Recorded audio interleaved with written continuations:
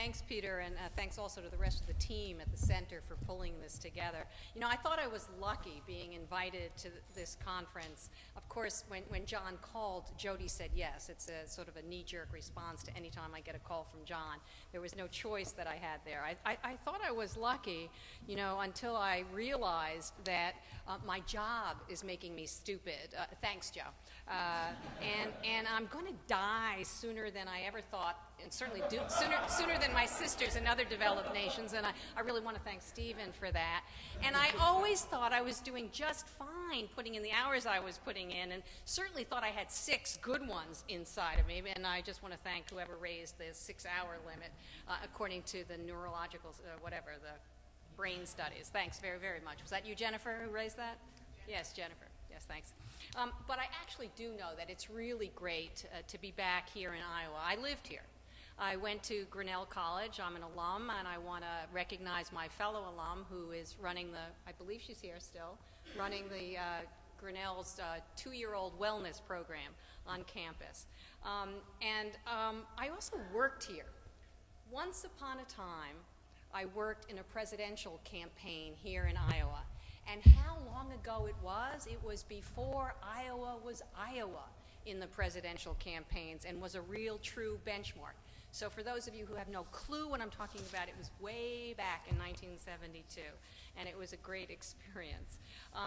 But you know, my purpose here today is I've been tasked to talk about the policy option of paid leave, and I'm looking forward to doing that. I think we need laws, and I'll go through a set of different facts, and they're all valid and important.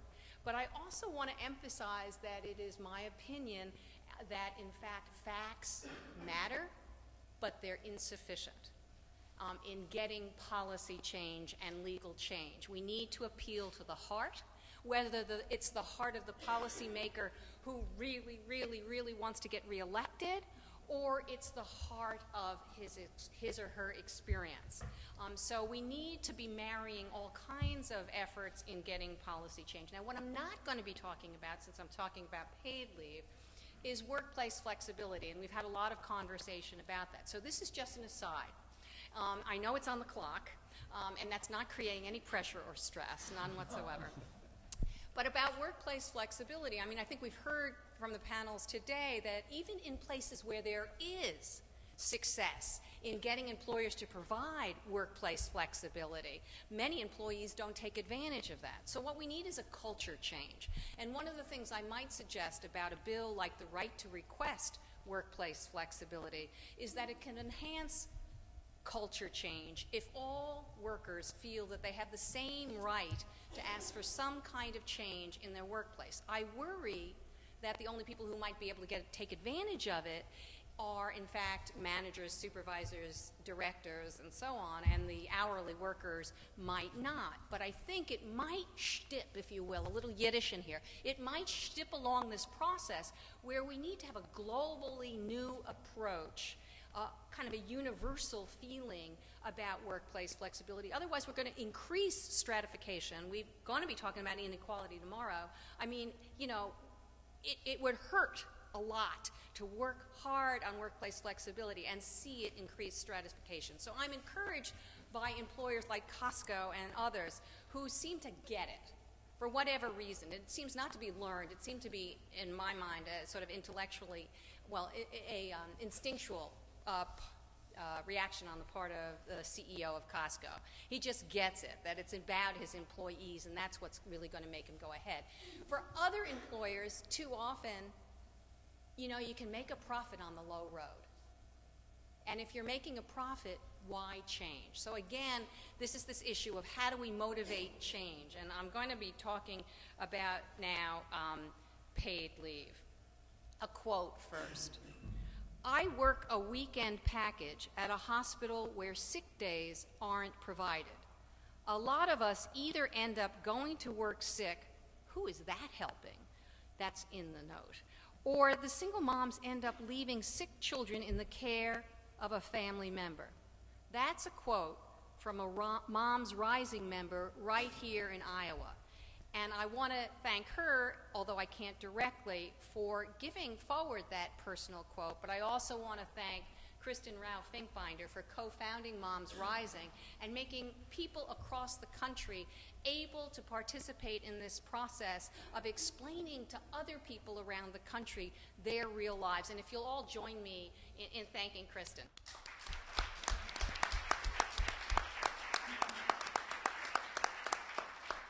Now, on paid leave, my short story is that the politics that drive this issue are driven by business, the business community at large. And the line underneath the short story is that not all businesses have the same attitudes about business practices. So there are some businesses that say some things and treat their employees one way, and there are other kinds of businesses, and that's what I want to get into. Now, employers decide whether and to what degree employees get paid leave in the United States. That's because there's no federal policy that sets a minimum standard for vacation days, for paid sick days, for family medical leave, whether it's for the new arrival of a new child or for a serious illness. No minimum standard for something called bucketing them all together, paid time off. There's just no federal policy. So employers decide. We have one federal law that has helped millions. The Family Medical Leave Act provides up to 12 weeks of leave, but it's unpaid.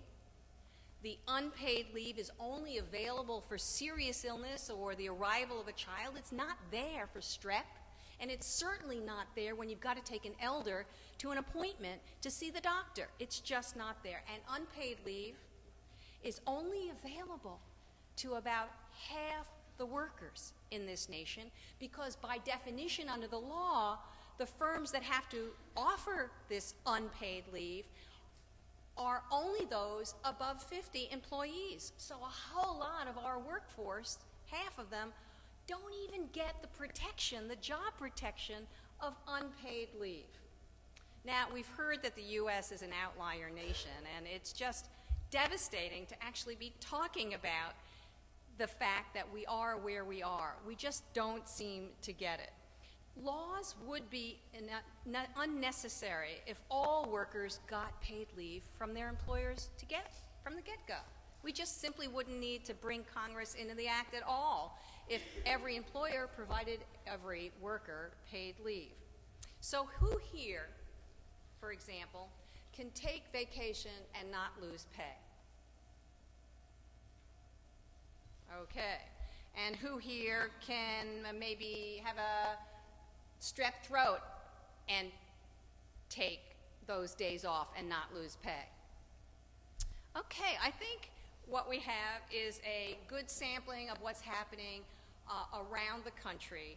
The fact of the matter is many workers do have paid leave and many do not. Many workers do not get paid holidays, and I was shocked to learn this. 1 out of 5 don't get paid holidays. I thought paid holidays was a better number. Vacation, ditto. 1 out of 5 don't get vacation. And those numbers, not surprisingly, get worse by industry, income, and other factors. When you drill down on the paid sick days statistics, for example, we heard earlier that 40% of private sector workers do not have access to paid sick days. It turns out that the lack of paid sick days crosses class lines. About 20% of private sector workers in the highest wage quartile do not have paid sick days. Paid sick days is a universal issue. The fact, though, it also is the poorer you are, the more likely you are to not have paid sick days. About 70% of the lowest wage workers, those in the bottom quartile, do not have paid sick days. And the type of job matters. Management and professional workers are twice as likely to have paid sick days, 84% versus 42%. Here's the kicker.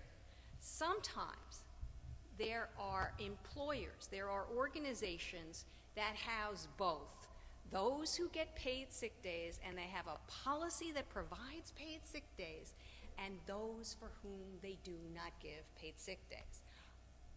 we're going to be talking about inequality in this nation. But inequality within the four walls of the office? What's that about? There's a lot of that. We don't have a hard number yet. We're hopeful that BLS will be supplying that number over the next couple of years or so. But that is in your face inequity. Sorry. Here's another one that really, really kills me. Working parents. There are lots and lots of working parents who have no paid leave. I mean, no sick days, no vacation days, no personal leave. Here's how it breaks out. Nearly 1/4 of working parents with a child under age 3 has none of those kinds of paid leave. What's that doing for child development? 4 in 10 workers who are low income, that's defined as under 200%, have no paid leave whatsoever. And more than half of working parents with below poverty income lack paid leave of any kind. Child development, mental health, I mean, you name it, it's right there. We've got our policies all kerplooey when it comes to human development. We invest not enough at the point at which parents are earning the least, when they're new parents. We just have it topsy-turvy. It's hardest when it's hardest, and it's not helping. Now, paid sick days, when people are lucky enough to get them, often come with a catch. Many businesses limit paid sick days to the worker's own illness, okay? It's not there for you to take care of your family members who get ill. About 94 million workers don't have paid sick days to care for a family member. Astonishing number. The result? Workers find themselves lying.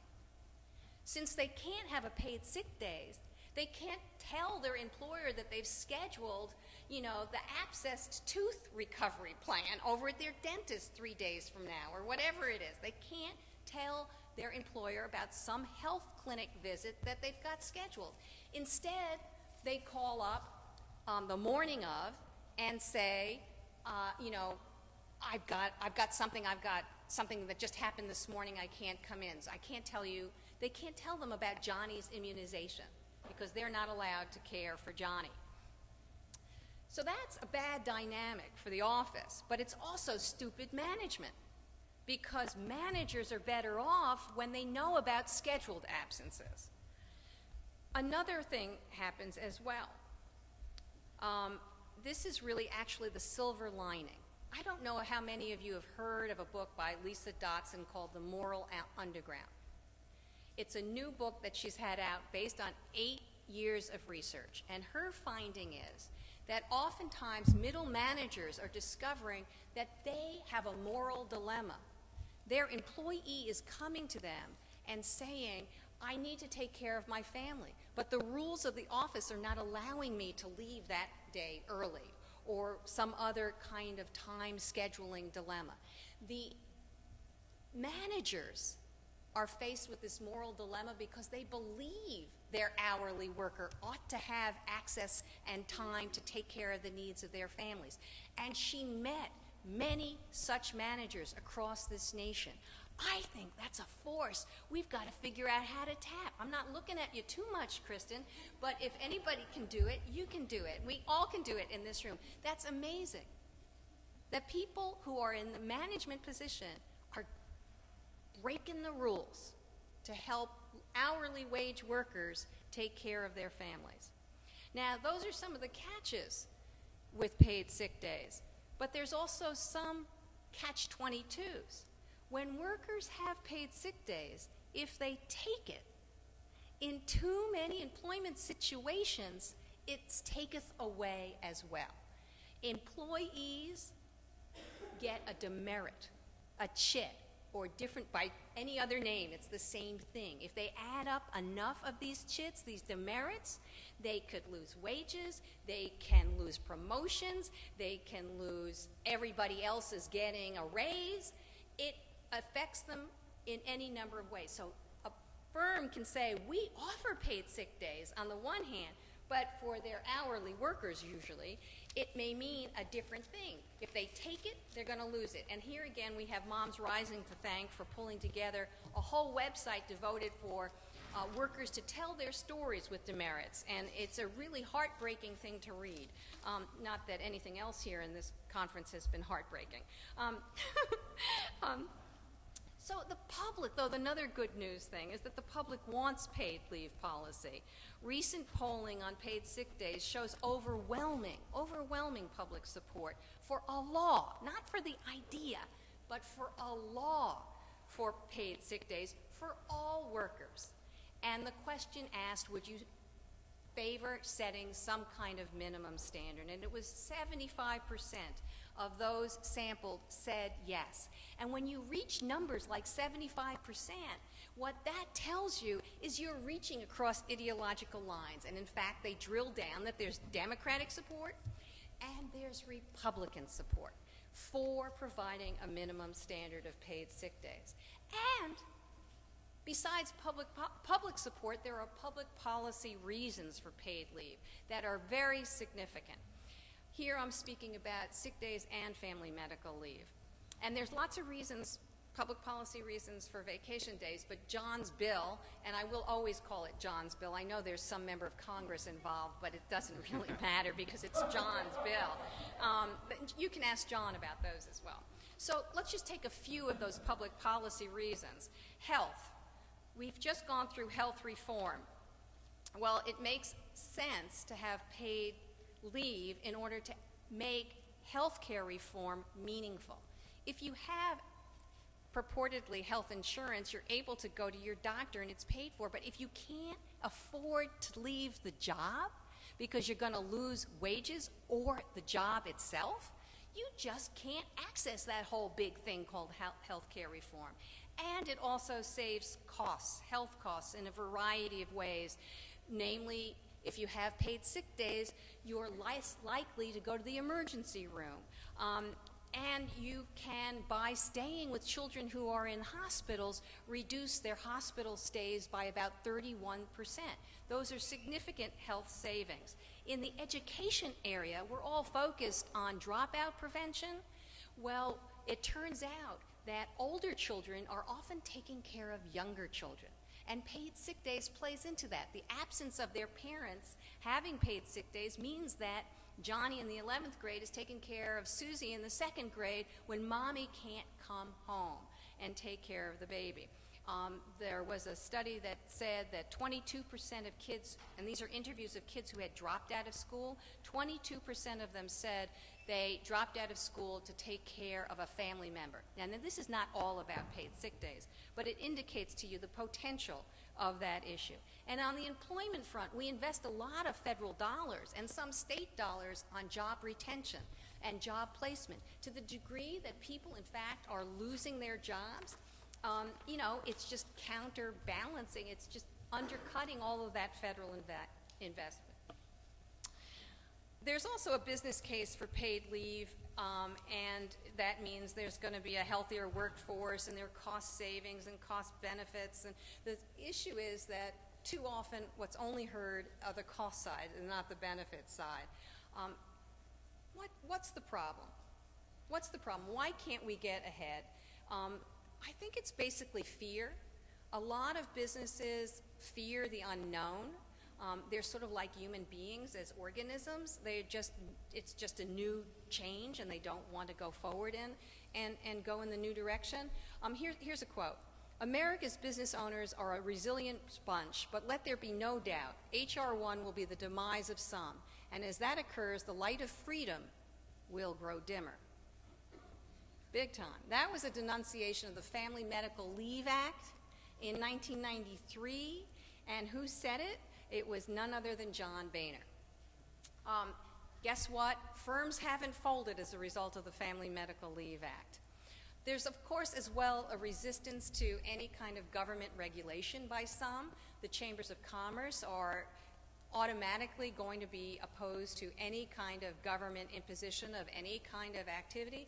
What's interesting is that many times the members of those chambers or members of other kinds of trade associations don't necessarily agree with those chambers or trade associations, what happens is that those entities need to play to the least common denominator. And so if there's some objection, they're going to object, because why create friction within the organization? There's also some misunderstanding on the part of firms. A lot of firms did not understand, for example, that in most cases where there's a paid family leave law pending, paid time off, PTO, that bucket, can also count towards the number of days that you're supposed to provide. So what's happening? I'm encouraged greatly that there's a lot of federal activity. There's John's vacation bill. There's the Healthy Families Act, the federal legislation for paid sick days. It's growing with sponsorship. There's the Family Medical Leave Act, which already exists, but expansion bills have been introduced in Congress. I would, however, say that I think the midterm elections will determine how much is possible in the next Congress.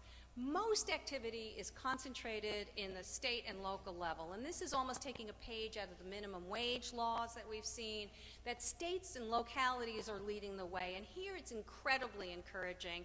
There were 23 states last year that had, states or cities that had some kind of campaign. In San Francisco, in Milwaukee, and in DC, we have had laws that have passed on paid sick days. We have family medical leave that's paid, that's available in California and in New Jersey, and a law that was passed in Washington State. So those things are happening. What we need more of is more identification of supportive businesses.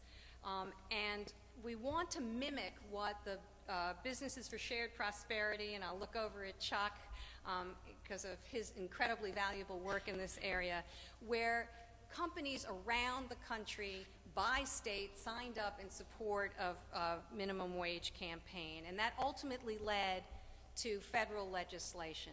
CLASP, the organization that I work for, the Main Street Alliance, Women's Chamber of Commerce, Moms Rising, state campaigns and others are trying to work together to identify more and more businesses. We are about to launch a site at CLASP that has 116 businesses that will be posted soon. It's a small start, but the minimum wage campaign started small and then wound up with thousands. Is that right? Yeah. Thousands of names, and that's what we need here. And what we know is that businesses are of different minds. Many offer paid sick days already, and some are transformed. And I have one quote before I go and a moment more. In San Francisco, where they passed the first paid sick days ordinance in 2006, there is a company which, and I misplaced his quote, so I'm going to have to paraphrase. There's a company, all of you who know San Francisco, you might know Buy-Right. Does anybody do? Yeah, okay, so you've been to Buy-Right. It's this very hip place. And the owner there said to us that basically he opposed having paid sick days. All the firms were against it. And then the bill passed. And then they had to implement it. It was a hassle learning the new rules. But now he says not only is he supportive of it, because now somebody comes in and is sick, he can say, go home and feel okay because they're getting that day's pay. He's taking it a step further and letting employees who leave actually access the total package when they leave. So it's really possible to make these differences. So I'd like to leave you with a charge here in Iowa. In Iowa, there is a bill that was introduced by Senator Courtney. A staffer from the Capitol is here. In fact, Senator Courtney would need a lot of help to get this bill through. If you could stand up for a moment so that we can all see you and where we need to come at the end of this session so that you can enroll some help for this bill. We also would love you to just let us know and encourage you to think about your friends and family who are business owners, people on your boards who are business owners, and ask them at dinner whether or not they would, in fact, join with you in an effort to get paid leave through. And have fun with it. In DC, Moms Rising, CLASP, and other organizations are joining together with ROC to have a carrot mob. Carrot mob is the idea that sticks don't work as well as carrots, and so we're going to reward those businesses that provide paid sick days by mobbing their restaurants. and giving them better business. And that's the way to make this topsy-turvy thing turn around. Thanks a lot.